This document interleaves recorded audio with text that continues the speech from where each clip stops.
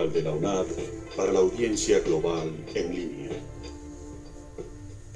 Aquí inicia Cibersofía, un programa de educación, pedagogía, filosofía y algo más. Cibersofía propone un espacio radial que invita a todo aquel que esté dispuesto a enlazarse o conectarse con sus ideas, comentarios, aportes y propuestas relacionados con los saberes emergentes del aprendizaje y la educación virtual que impactan la realidad educativa. Un programa realizado por la Escuela de Ciencias de la Educación de la Universidad Nacional Abierta y a Distancia de Colombia. Cibersofía.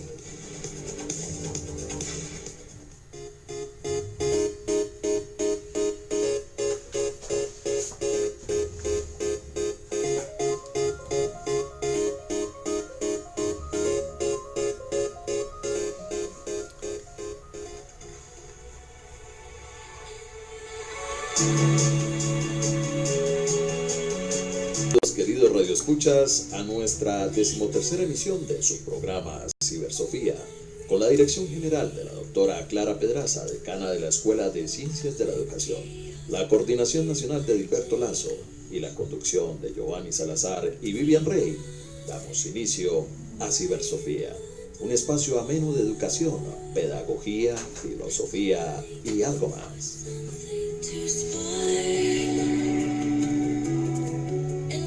También saludamos a todos nuestros oyentes de la red de radios universitarias de Colombia y a Radio Universidad Autónoma de Hidalgo 99.7 FM, quienes también nos escuchan en México y desde allí en toda Latinoamérica y el Caribe.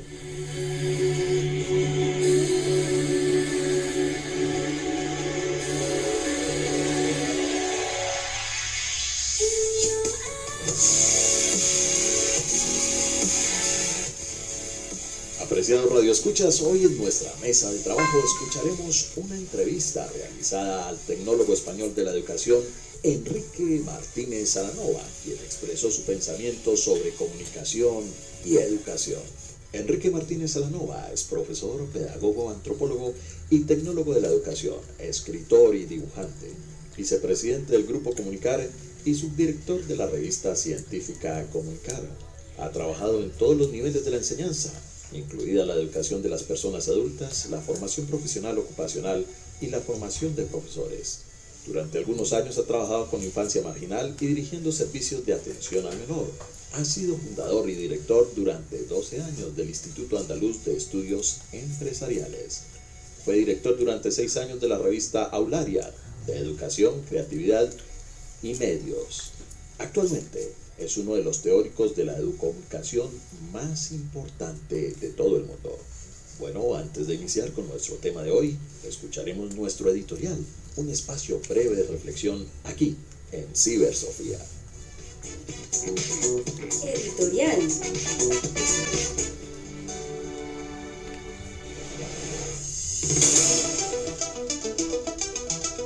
La educomunicación se funda en la convicción de que la persona humana es un ser en relación con la educación y con la comunicación de hoy.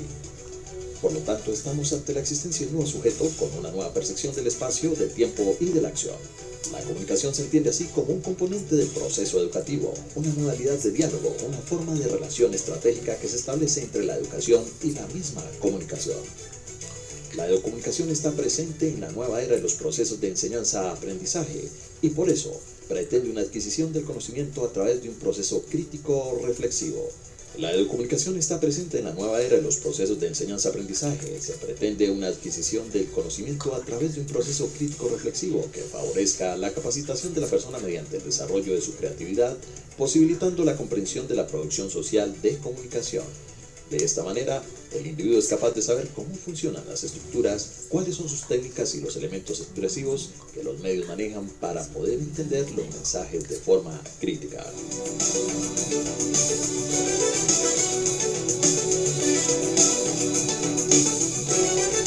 Preámbulos, iniciemos la entrevista del día de hoy en Cibersofía con Enrique Martínez. Doctor Enrique Martínez, saludos desde Colombia.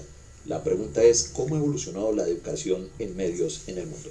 Son unos 30 y tantos años. Yo creo que, porque sí, es cierto que hace 50 Freinet y algunos pioneros en Europa hicieron referencias, además hacían el periódico escolar y todo aquello. Yo creo que sí son pioneros, pero realmente todos estos conceptos nacen al mismo tiempo que nace el concepto de comunicación.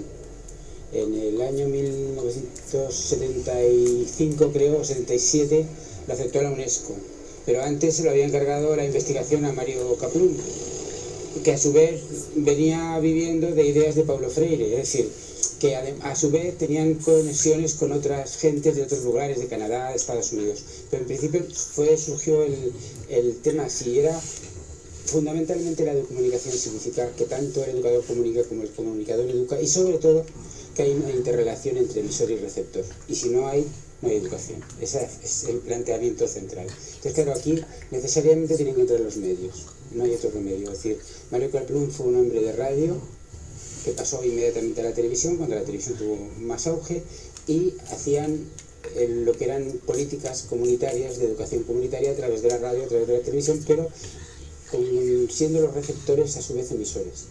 Se crearon conceptos como emisor-receptor, algunos conceptos que ahora manejamos. Después, poco a poco, cuando se trasladó a Europa estos conceptos, cuando empezamos a hablar ya de con otras terminologías, sobre todo alfabetización mediática. A mí el concepto de alfabetización mediática no me gusta, a pesar de que lo acepto porque es algo que lo estamos ya asumiendo. No me gusta porque entiendo que alfabetización es el primer contacto con un lenguaje. Una vez que se supera eso, es más, yo hablaría más de educación, o de educación con los medios. Me da igual la preposición, porque resulta que es el a, ante, para, por, contra, según el contra, incluso contra. Es decir, todas las preposiciones nos pueden de alguna manera dar una sensación de qué es lo que realmente queremos. Entonces la traducción al anglosajón también da una situación de alfabetización. Yo digo, no estoy excesivamente, pero creo que hay que hablar más de educación con los medios, educación para los medios, educación general de los medios hacia la sociedad. Es decir, creo que hay muchas posibilidades de explicar este término, aunque hablemos de alfabetización mediática y lo acepte como tal, ¿eh? Sí, han cambiado muchas cosas. Ha cambiado la sociedad y han cambiado las tecnologías, cosa importante. Es decir, en principio, la sociedad ha cambiado en muchos aspectos a ser menos participativa, sobre todo la sociedad europea, que es menos participativa que hace unos años. Nos creemos que estamos en democracia, la democracia se construye todos los días, ese es un cambio profundo. Los medios, a su vez, los medios masivos, fundamentalmente la televisión, ha influido notoriamente en que seamos cada vez más pasivos. Entonces, si además somos pasivos porque nuestra Europa antigua ya tiene todo hecho y pedimos que nos lo den todo hecho, es decir, si además los medios también abundan en esa actitud de atender al receptor como el ente pasivo, pues se ha acrecentado esa pasividad. Y luego las nuevas tecnologías han hecho que nos comuniquemos directamente, es decir, que dejemos de ser pasivos pero limitadamente. Es decir, no entramos en situaciones, salvo excepciones como están ocurriendo hoy a través de las redes sociales, de movimientos de masas tremendos que además a veces no sabemos cómo vienen, pero que realmente están incidiendo y que realmente rompen con la pasividad. Pero en general todavía el usuario de las redes sociales es un ser que se comunica con los demás, pero que no se comunica de una forma, diría, que es difícil establecer la relación educativa. Sería fundamentalmente, yo creo que eso lo más importante. Doctor Martínez, ¿cuáles han sido los avances en alfabetización mediática como ejes de acción social? Yo creo que uno que decía la participación, es decir, cada vez es más fácil que gracias a los avances tecnológicos cualquier comunidad, sea universitaria o marginal, dentro de lo que llamamos marginal en todos los aspectos, puede acceder al uso de los medios. O sea, hace 20 años nos era tan caro hacer un montaje en vídeo que normalmente no lo hacíamos de cualquier cosa, solo lo hacía quien podía. Hoy, con los ordenadores tal y como los tenemos, podemos filmar, montar un grupo musical, trasladarlo a la red y hacerlo. O sea, nos hemos convertido en autores, todos, y además en comunicadores todos, para bien y para mal, porque no todo eso es excesivamente positivo ni excesivamente negativo. Yo creo que es positivo en principio. Entonces, el hacernos todos autores ha supuesto un avance fundamental a la hora de hablar de los nuevos planteamientos educomunicativos de la comunicación en medios. porque todos lo podemos hacer. Además, ahora nuestra sorpresa siempre es que vamos a comunidades marginales de España o de América del Sur o de América del Norte, de lo que sea, y hay radios comunitarias muy poderosas, hay gente que está haciendo cine y televisión con los medios más escasos, pero que ya son posibles, cosa que antes no lo era. Entonces eso creo que es un avance tremendo de participación social y además de reforma, por lo menos de reforma educativa dentro de las mismas comunidades en las que eso se está haciendo. A lo mejor a veces también, como eso tenemos la posibilidad de trasladarlo a través de las redes, también tiene su incidencia social en otros lugares, en otros sitios. ¿Cuál cree usted que ha sido el papel de los grandes actores sociales frente a la educomunicación? Escaso. Hay excepciones y excepciones muy notorias, por eso cuando hablamos de esto se molestan algunos. Yo que como son excepciones, voy a hablar de lo que no son excepciones, de lo general. Es decir, los estados generalmente no se preocupan de la alfabetización mediática, no les interesa tampoco mucho. El sistema educativo español concretamente retiró, o si había algo de alfabetización mediática, aunque le llamáramos en su momento de otra manera, en los currículum de formación de profesorado, se ha quitado. Y se ha transformado, se ha convertido, en todo caso, en conocer los medios desde su utilización técnica. Pero se ha dejado lo que es el elemento educomunicativo, transmisor, etcétera, etcétera, etcétera. Entonces eso que lo ha hecho el sistema educativo, pero lo han hecho prácticamente en todos los esquemas.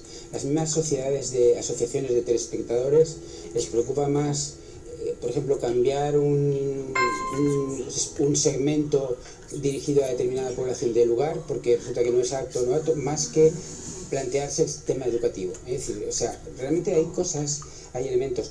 No cabe la menor duda que hay cadenas de televisión, si en Cataluña hay un ejemplo muy claro, que hay una preocupación. En otros lugares o no existe o no existe tanta.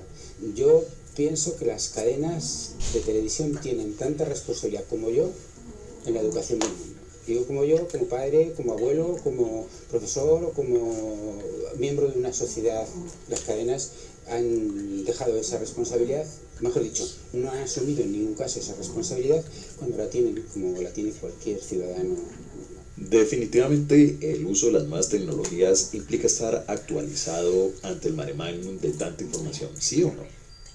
Yo creo que la misma sociedad está cambiando un poco. Si hace unos años uno tenía, ¿qué programa usas? Pues el 7.0, anda, ese está atrasadísimo. Hoy eso ya creo que a la sociedad le importa menos. Es decir, ya hemos pasado esa efervescencia de tener lo último, porque entendemos que hay tanta cosa, que con muchas cosas nos podemos comunicar, y por lo tanto los que estamos dedicados a eso ya no nos preocupa tanto el buscar el sistema, sino ver que hay sistemas suficientes como para que nos podamos comunicar. Por lo tanto, creo que podemos hacer más el esfuerzo de realmente cambiar del uso concreto de los software o de los sistemas o de las tecnologías a un uso educativo de los sistemas. Yo todavía estoy por ver, no porque dude, sino porque no tenemos años suficientes para establecer si realmente el Facebook y todo este tipo de cosas pueden tener un elemento educativo importante. Creo que todavía nos queda tiempo para descubrirlo, porque no es fácil descubrir las potencialidades educativas de los medios hasta que no se usan. No digo que no las tengan, pero las estamos buscando. Hay lugares donde ya se hacen, por lo menos lo que es comunicarse ya se hace. A lo mejor falta el otro elemento que todavía lo estamos buscando, y yo creo que lo encontraremos, ¿eh? Yo no dudo de que en algún momento, usándolo, vamos a descubrir las potencialidades didácticas, educativas, de determinadas cosas que en este momento a lo mejor sirven exclusivamente para encontrarse, para comunicarse, para hacer relaciones personales rápidas, etc. Doctor Enrique Martínez, ¿usted está convencido de que las nuevas tecnologías aplicadas en la educación están generando un nuevo cambio social, aunque se sientan resistencias por parte de diferentes actores? ¿Por qué?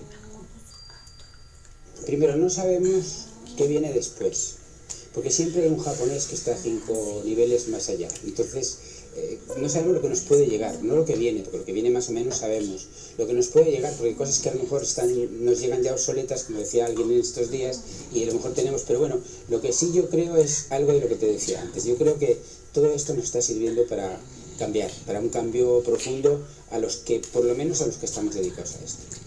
Hemos visto también en estos días unas personas que han intervenido que todavía están ancladas en los discursos que decían hace 20 años. gente que depende de ministerios o de cosas así, ¿no? Es decir, decían lo mismo, es decir, nosotros pensamos que la sociedad no solamente está en cambio, que necesita determinados elementos diferentes a los de hace 20 años, sino que además las nuevas tecnologías nos aportan un potencial inmenso que necesitamos seguir investigando en su amplio sentido de investigación y trabajándolo para encontrar esas posibilidades que pueden tener de educar, de hecho educar es buscar el cambio social, porque en definitiva queremos un mundo un poco mejor que el que tenemos, y yo creo que eso tenemos en este momento todas las tecnologías para lograrlo. Otra cosa es que tengamos la intención de hacerlo o no. Bien, ya para finalizar, no puedo dejar de preguntarle al doctor Enrique Martínez su opinión sobre el cine y la educación que tanto le interesa a nuestros oyentes. A mí como el cine toda la vida me ha aportado mucho. Yo aprendí mucho con el cine y sigo aprendiendo mucho con el cine, y además intento que mis alumnos, que mi gente, que mis hijos, los que están alrededor mío vivan el cine como lo vivo yo, así como un elemento también de aprendizaje, no de aprendizaje y además de transmisor de elementos, de aprendizaje de lenguajes, pero también de aprendizaje de contenidos, aprendizaje de valores, aprendizaje de mil cosas. Yo creo que el mundo de las nuevas tecnologías lo que nos aporta es más comunicación. Yo cuando empecé a ir al cine veíamos una película y a lo mejor nunca más en la vida la volví a saber, y hablábamos de ella de memoria. Todavía recuerdo películas que vi que no he podido encontrar después. Hoy con el Facebook, simplemente con eso, tenemos un material impresionante, pero que es necesario acondicionarlo o usarlo para que se pueda encontrar y trabajar, porque no es cuestión solo de tenerlo, sino que es cuestión de llevar. Entonces yo creo que el cine tiene que cambiar. También los puristas del cine, alguno aquí, pues también lo he dicho, el cine parece como que es el cine, que ya la última película buena se hizo en el año 60 y no sé cuántos. Bueno, no.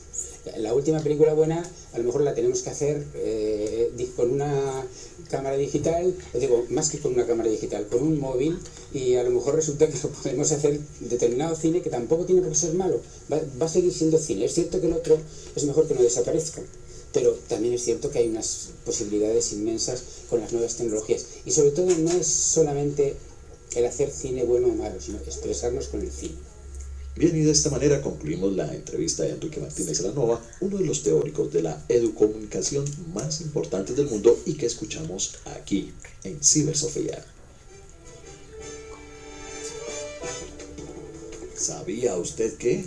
¿Sabía usted qué? ¿Sabía usted qué?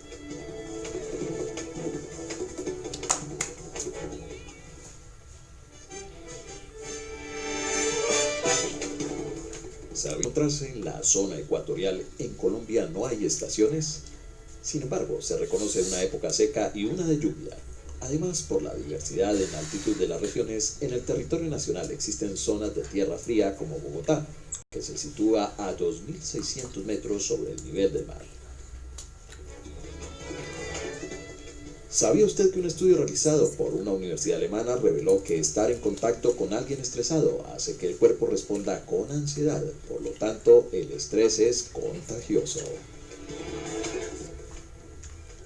¿Sabía usted que en el antiguo Egipto los sacerdotes se arrancaban cada cabello y vello de su cuerpo, incluyendo cejas y pestañas?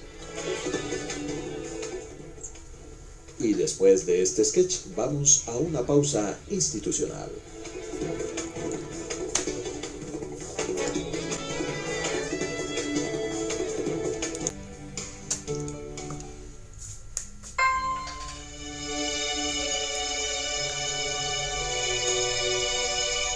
A todas y a todos nos gusta leer, y por eso esta sesión de Cibersofía se titula Palabras para no olvidar.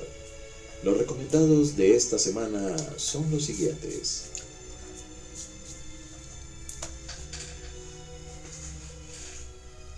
La antología de León de Greiff es compilada por el reconocido poeta Darío Jaramillo Agudelo. Esta antología recorre de manera extensa la obra poética de una de las voces más extrañas e inigualables de la poesía colombiana. Este libro fundamental y de referencia para los amantes de la poesía hace una mirada cronológica por la obra de Greiff desde 1914 hasta 1976, año de su muerte.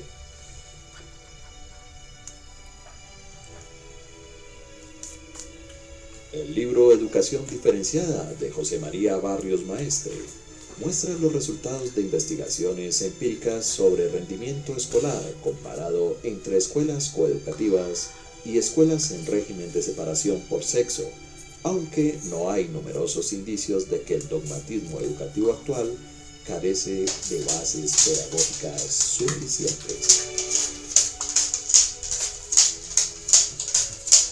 La Primera Guerra Mundial contada por escépticos es la obra de Juan Slava Galán. En 1914, hace 100 años, Europa vivía una plenitud dorada.